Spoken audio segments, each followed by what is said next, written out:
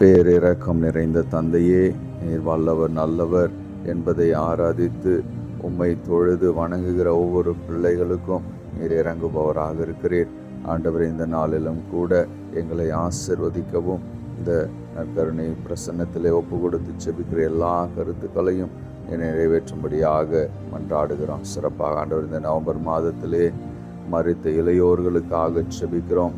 சிறப்பாக எதிர்பாரா விதமாக விபத்திற்கு உள்ளாகி மரணம் அடைந்த இளையோர் இளம் பெண்களுக்காக செபிக்கிறோம். ஆண்டவரே, எந்த ஒரு தவறும் இழைக்காத நேரத்திலும் கூட ஆண்டவரே, எதிர்பாராத விதமாக விபத்திலே சிக்கி மரித்த பிள்ளைகளை நீர் பொறுப்பேற்றுக் கொள்வீராக.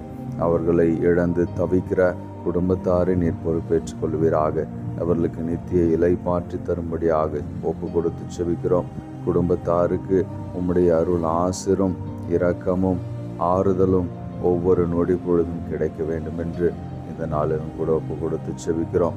நீரே எங்கள் ஆண்டவர் என்பதை விசுவசித்து மன்றாடுகிறோம். ஜெபம் கேளு எங்கள் நல்ல தகப்பனே. ஆமென்.